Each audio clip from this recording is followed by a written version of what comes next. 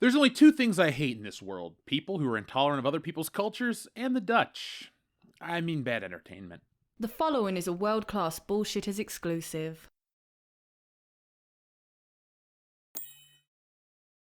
I have no problem with the Dutch. I love stroopwafels. But I have a problem with bad entertainment, and what do I hate more than bad entertainment? Bad excuses for bad entertainment. Bad entertainment comes from bad entertainment trees, which are found near the equator. They look like normal trees, but their leaves are made of pure bullshit. Hollywood is full of them. They transplanted a bunch of them back in the 1980s, and now they're fully grown and blocking out the sun. Bad entertainment casts the shadow everywhere. What's worse is when a third party wants to go to bat for a company making the bad entertainment. They think kissing a little corporate ass will get them further, but we still see the stains around their mouth. That ain't chocolate. Obi-Wan is Disney's newest show, but before its release, we were all concerned about something. Something we haven't thought about since 1977. When Star Wars was released in 1977, it blew audiences away. It changed movie making, it changed the world. Impact goes greater than the box office. Avatar is once again the highest grossing film of all time. No one talks about that movie. No one talked about that movie for years. It essentially disappeared until they needed to hype up the new one. When a movie is that impactful, it also means a lot of people are attached to it. Star Wars fans, just like any other fans, like things to stay close to the spirit of the franchise. People hated Sam Raimi's Spider-Man films because Spider-Man had organic web shooters. In the comic, they were mechanical. That change alone turns off people, but what if they did something worse? What I'm about to talk about is the equivalent of Uncle Ben not actually dying by the hands of the robber, but undiagnosed cancer. What if Batman's parents didn't die in the alley, but 3 weeks later from an unrelated skiing injury? What if the best parts of what made your favorite movies amazing was changed on a whim, just because? Welcome to the Star Wars fandom. If any part of Star Wars is sacred to you, go ahead and fling it in the garbage, because no part of Star Wars is safe. When George Lucas owned it, Star Wars was altered way too much, but the changes were cosmetic at best and annoying at worst. Ultimately, they led fans to a fairly unified story that had a zillion chapters and a satisfying conclusion. But they never broke the old films in the process. Now, Lucasfilm doesn't give a shit about it, and it shows. Fans noticed this too and have taken to the internet to discuss their displeasure. Their criticisms were met with abuse allegations and more. Publications looking to suck the virtuous big toe of Disney are quick to throw down to defend their favorite flailing corporate overlord. This is nothing new. Companies have been shilling for access for years, but I'm exhausted from the mental gymnastics this writer had to do to create this. Star Wars fans don't agree on much.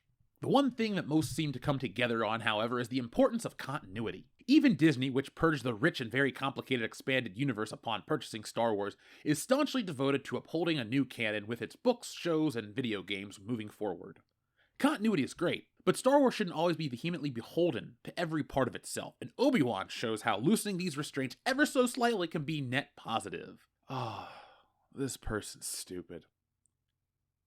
Tiny retcons likely began with Return of the Jedi, following Obi-Wan Kenobi's infamous "from a certain point of view" speech. In order to expand why Obi-Wan's description of Luke's father in A New Hope was inconsistent with Vader's reveal in The Empire Strikes Back, Obi-Wan basically said he wasn't totally lying about Luke's father being dead, because spiritually and metaphorically, Vader killed Anakin. This scene seems to have set the tone for future retcons as single lines began to dictate canon.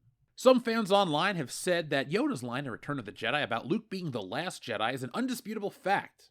This means that any Jedi character it shows in the comics, games, and earlier must become non-Jedi or die because Yoda says that line. Rather than just discarding the quote as Yoda being unaware of others or something written in 1983 with no thought for the future spin-offs, many fans see this as a rule that all stories must follow.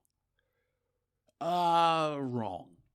This is what I'm talking about. This writer has taken some anecdotal evidence and treated it as fact. Let's fix it, shall we? First off, some fans online. Who? Who are these fans? Is it all of us? Are you speaking for me? No. You're also not speaking for the millions and millions of fans who remember the line from The Empire Strikes Back, when Obi-Wan says, "That boy is our last hope," and Yoda responds with, "No, there is another." I love how they conveniently forget that part. They always do because they don't really like Star Wars. They just need to cash in on the popular topic, and they mistake fake authority for journalistic integrity. I think it's rich that this guy wants to tell us what is and isn't important, when he doesn't even know the content. In Return of the Jedi, the movie he likes to throw around, Obi-Wan talks about the other, again. It's Luke's twin sister. Based on this incorrect presentation, an overt attempt to appear as an authority on Star Wars, this writer, and I'm using the term loosely here, has the gall to continue lecturing us. While Ahsoka leaving the Jedi certainly worked well with this line, it would be a shame for characters like Fallen Order's Cal Kestis to have to either die or renounce his Jedi status prior to The Empire Strikes Back. But what about Starkiller? What about these characters from video games that were officially canon? I mean, Star Wars The Force Unleashed had 2 different games. They were big sellers, they were big deals. But now they don't matter, because they can't make money off them anymore. You see what's happening here? And this guy is just towing the company line. And that's why I don't trust him. Regardless of whether or not it fits into his ongoing story, it's limiting to always know the end of someone's path. Yeah, it is. That's the problem with all of Disney Star Wars. We know how it all goes down because we've seen the movies. All of them. Let's use Rogue One as an example. Before seeing Rogue One, we knew all the characters were gonna die. How? Because none of them are in the original Star Wars. Also, we've known this story since the first movie came out. Rogue One is a film based on a throwaway line from Star Wars. Knowing its basic premise is to know that all were killed in action. Based on this writer's lecture about how knowing the end of someone's path is limiting, then Andor is dead on arrival. Don't watch Andor, folks. The people at comingsoon.net said that knowing the outcome will limit the story. Well, we know this guy will survive the show and then die in Rogue One. That's his end. How about, I don't know, the prequel trilogy in general? In 1997, we knew Lucas was gearing up for the new Star Wars trilogy. We knew it was the story of how Anakin became Darth Vader, and we all went. That's the interesting part, the how. But if it's constantly changed, the impact on the story suffers. One more. Star Wars: The Clone Wars. We knew it would all end with Order 66. Hell, we had already seen Order 66 in 2005's Revenge of the Sith, but that didn't stop the show from being one of the best parts of Star Wars, period. Knowing the history of Star Wars means dick these days because it's always changing. Remember that time when Abraham Lincoln fought aliens right before entering Ford's Theater? Or that time Thomas Jefferson and his bevy of black beauties took down a Russian oligarch? No? You don't? Well, you need to read your goddamn history! Order 66 used to be the end of the Jedi. Then we learned about how a few more escaped, and then a few more. It's to the point where I'm not convinced these Jedi couldn't assemble and take down the Empire themselves. Dak was right, if only he had the support. George Lucas intended Order 66 to be the near-complete destruction of the Jedi, but recent Disney Star Wars properties are working against this. Numerous Star Wars properties in Disney's post-2014 canon continuity take place during the dark times when the Galactic Empire oppressed the galaxy. But they also undermine George Lucas's vision of Order 66. Palpatine, aka Darth Sidious, brilliantly executed a long-term plan to corrupt the Galactic Republic and destroy the Sith Order's ancient enemies, the Jedi Knights. Palpatine's plan succeeds as shown in Star Wars Episode 3, Revenge of the Sith. Yet a plethora of Jedi survivors having a major role in canon properties works against Lucas's intentions for the prequel era's Jedi Purge. The Star Wars prequel trilogy was intended, among other things, to show both the insidiousness of the Sith Order as they exact their revenge against the Jedi for their near extinction, and the flaws of the Jedi Order itself.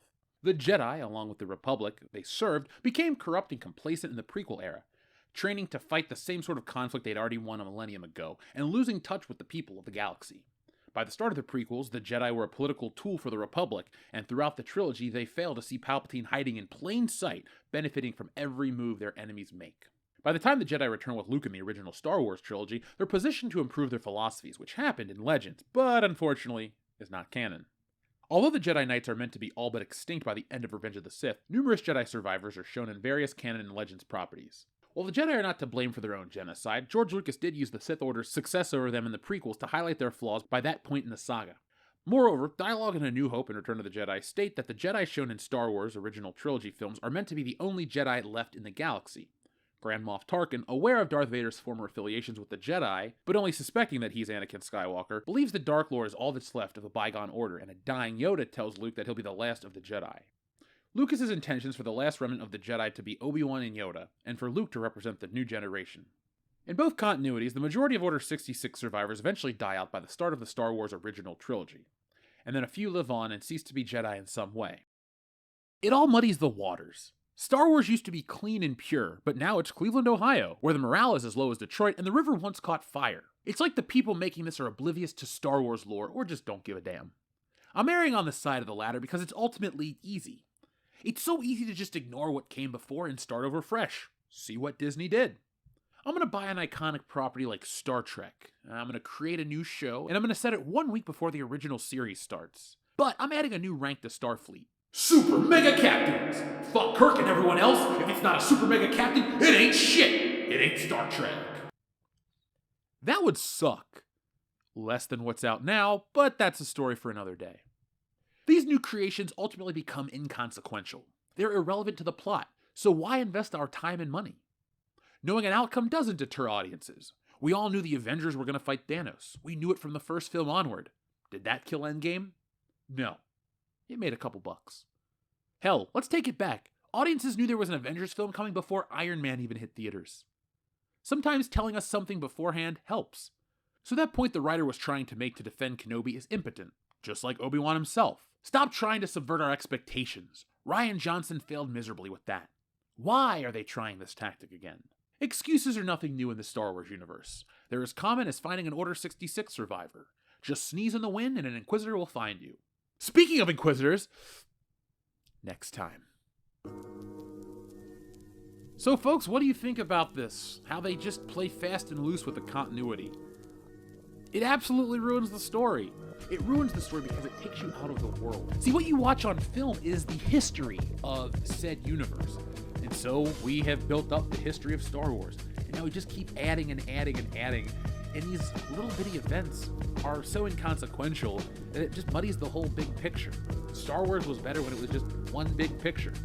Well, one big picture of a trilogy. I'm not going to start that debate. We'll save it for another day. But I want to know what you guys think about this. More defense for Kenobi. Do you like the show? Do you not like the show? Let me know down in the comments below. Check out our show each Thursday live at 8:30 p.m. Eastern Standard Time. World Class Bullshitters. This week we'll be celebrating episode 310. But we're going to talk about that show. We'll talk about Obi-Wan. We've been talking about Obi-Wan, so go back and check out our earlier reviews. We've been debating Reva the Inquisitor, all the Disney racist shit, all of that stuff. So make sure you catch us live to get that, because it's the best way to get your pop culture entertainment. Remember, folks, we are the epitome of pop culture, and we're live each Thursday night at 8:30 p.m. Eastern Standard Time. Like I said in the last video, this is just like The Last Jedi. This is all a repeat from the Disney playbook. Chapter 5, page 98, as we said before. The Disney playbook does these things on repeat. It's nothing new, it's not surprising. It's no shocker about the Moses Ingram stuff. We've heard this before from Kelly Marie Tran, John Boyega, Daisy Ridley, and Alden Ehrenreich. And not everyone involved in this harassment was a person of color. Why am I telling you this?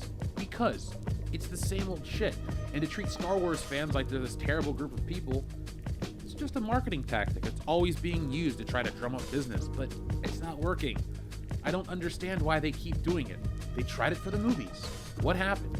Well, the first one made a lot of money, and then they all made less progressively. What big trilogy does that? Not Disney's other crown jewel, Marvel. Actually, it's their main crown jewel, the only crown jewel, because Star Wars is like a really, really, really stupid child. You wanna help, you wanna take good care of them because they just can't clean up after themselves. But it's not your responsibility ultimately. It's the responsibility of the parents. Lucasfilm, Kathleen Kennedy, all those wonderful people. So folks, I'm gonna go. Make sure you check out this week's previous videos and go to wokebusterscomic.com right now. You'll be glad you did, because it gives you access to Wokebusters, the comic that parodies basically what it's like to be alive in 2022 in a Ghostbusters style package. You ever look around and think, man, it sucks to be alive today? Well, Wokebusters will probably comment on that. They're here to save society from itself, and right now we really need it. What do we need the most? A good laugh. Because things are rough, prices are high, but good entertainment is always worth it. So folks, go check out Wokebusters, back good entertainment, back our projects, and check out Stealing Solo in the meantime. But thank you to everyone who's watched us today. We'll see you next time. So until then, folks, be smart, be safe, be cool, but always be excellent to each other.